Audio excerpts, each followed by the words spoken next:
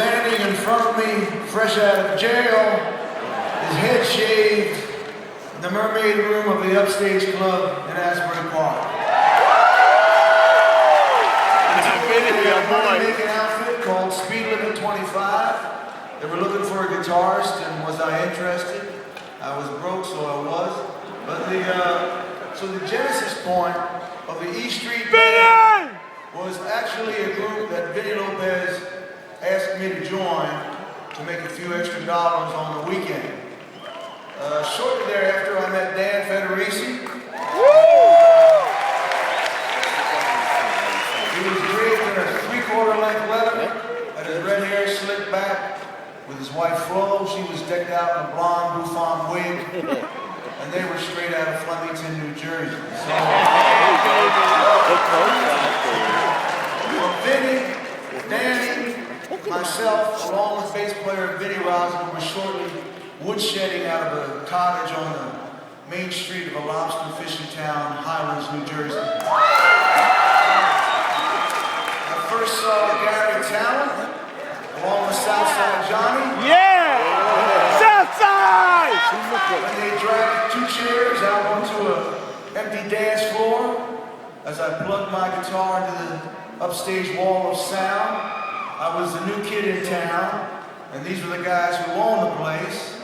And they sat back and looked at me like, all right, come on, punk, bring it, let's see what you got. And I reached back and I burnt their house down.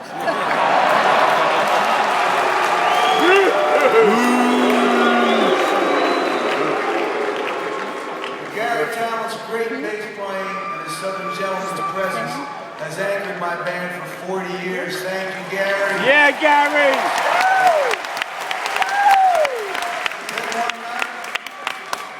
I wandered in the upstage and I was dumbstruck by a baby-faced 16-year-old David Sanchez. David was very, very unusual. He was a young black man who in 1968, Asbury Park, which was not a peaceful place, he crossed the tracks in search of musical adventure, and he blessed us with his talent and his love. He was my roomie in the early 2 guys to 1 $6 motel room years of the E Street Band. He kept his socks clean. Vinny was carrying around a snake around his neck at that time, so I lucked out with Davey as my roommate. And Davey's the only member of the group who ever actually lived on E Street.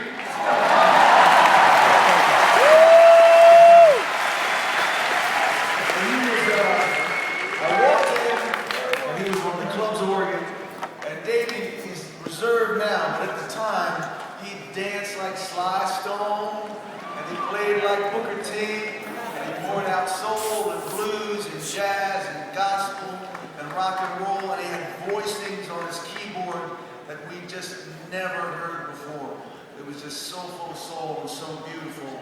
Davey, we love you and we still miss you so, you know? But predating all of this was Steve Van Zandt. Yeah!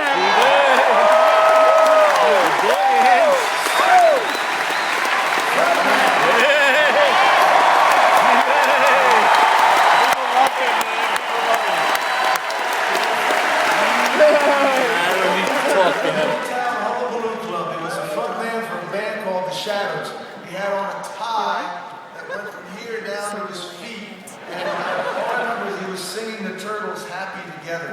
And during a break at the Hullabaloo Club in New Jersey, he played 55 minutes on and 5 minutes off. And if there was a fight, he had to rush back on stage and start playing again. So I met Stevie there, and he soon became my great bass player first, great guitarist, my consigliere.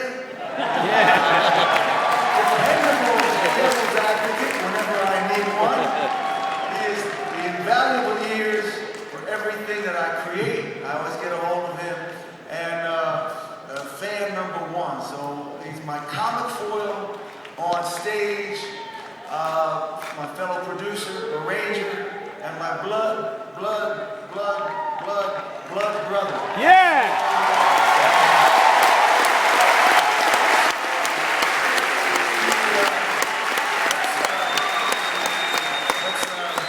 Let's keep rolling for as many lives as they'll give us.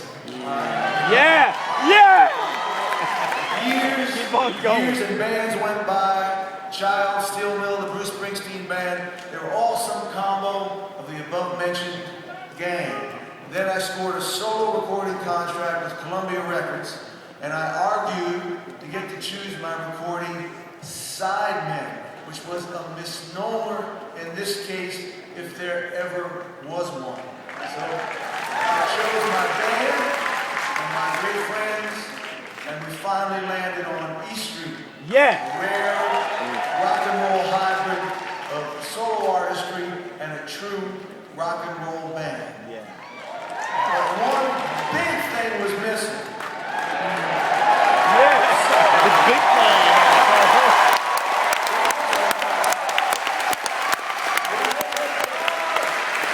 It was a dark and stormy night as a nor'easter rattled the street lamps of Kingsley Boulevard, and in walked Clarence Clemens.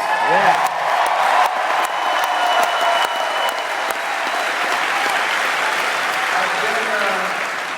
I've been enthralled by the sax sounds of King Curtis and Junior Walker, and have searched for years for a great rock and roll saxophonist. And that night Clarence walked towards the stage, and he rose, towering to my right on the Prince's tiny stage about the size of this podium. And then he unleashed the force of nature that was the sound and the soul of the big man.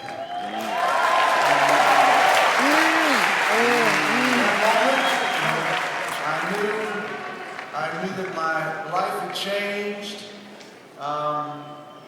Miss you. Love you, big man.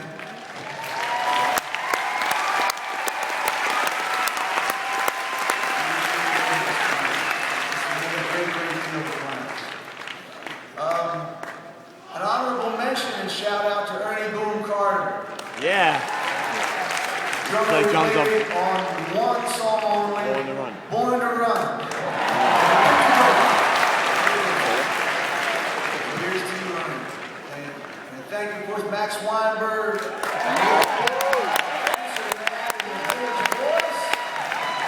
And they beat out 60 other drummers and keyboardists for the job.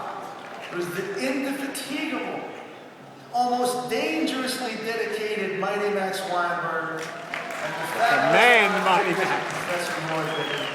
They refined and they defined the sound of the E Street Band that remains our calling card around the world to this day. Thank you, Roy. Thank you, Max.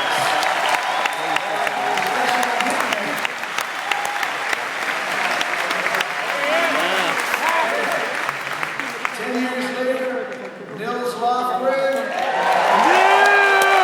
Patty Scott performed just in time to assist us with the rebirth of Born in the USA. Nils, one of the world's great rock guitarists, with the choir boy's voice, has given me everything he's had for the past 30 years. Thank you, Nils. And Patty Scott, a Jersey girl, came down one weekend from New York City and sat in with the local band Cats on the Smooth Surface and Bobby Bandiera at the Stone Hall.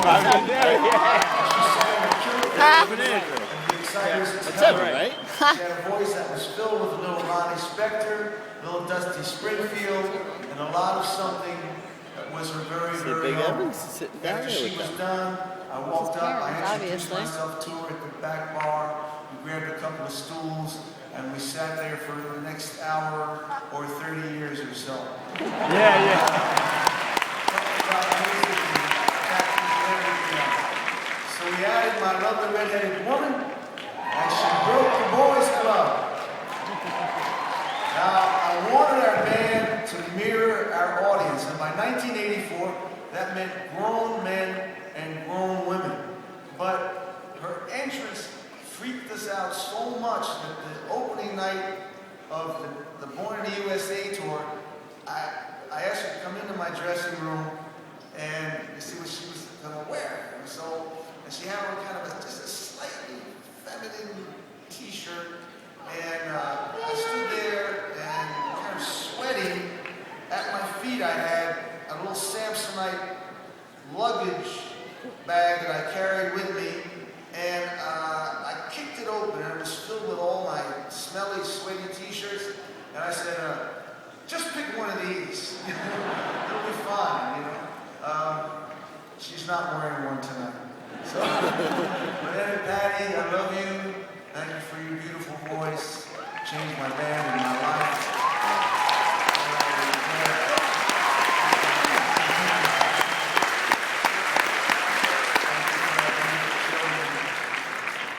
So,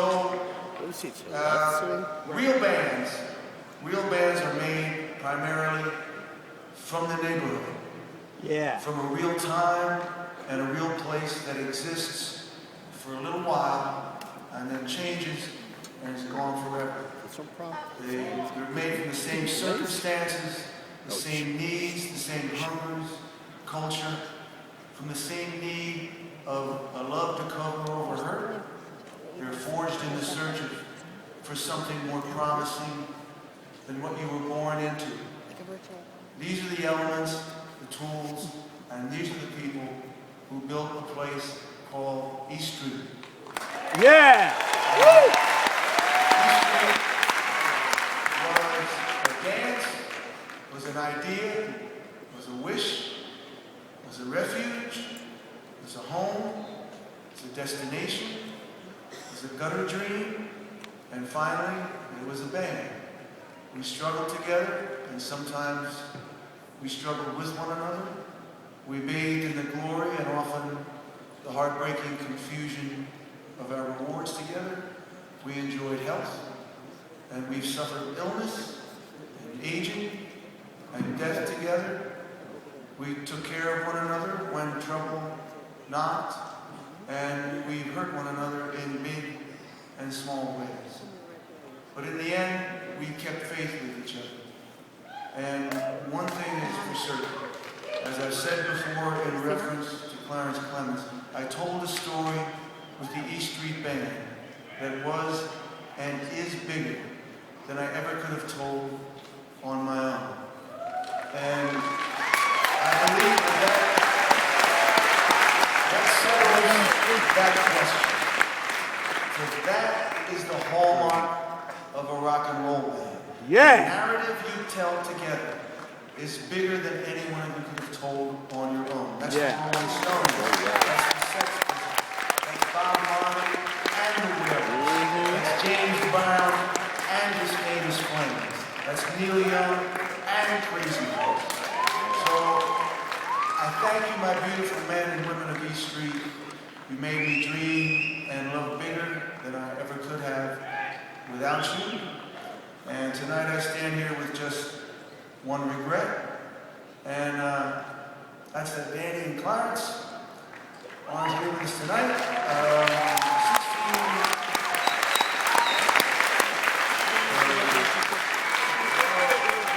16 years ago, a few evenings before my own induction, I stood in my darkened kitchen along with Steve Van Zandt. Steve was just returning to the band after a 15-year hiatus, and he was petitioning me to push the Hall of Fame to induct all of us together. And I listened, and the Hall of Fame had its rules, and I was proud of my independence. We hadn't played together in 10 years. We were somewhat estranged. We were just taking the first small steps of reforming. We didn't know what the future would bring. And perhaps the shadow of some of the old grudges still held some sway. It was a conundrum, because we'd never been quite fish nor fowl. And Steve was quiet, but persistent. And at the end of our conversation, he just said, yeah, I understand. But Bruce Springsteen and the E Street Band, that's the legend. Yeah.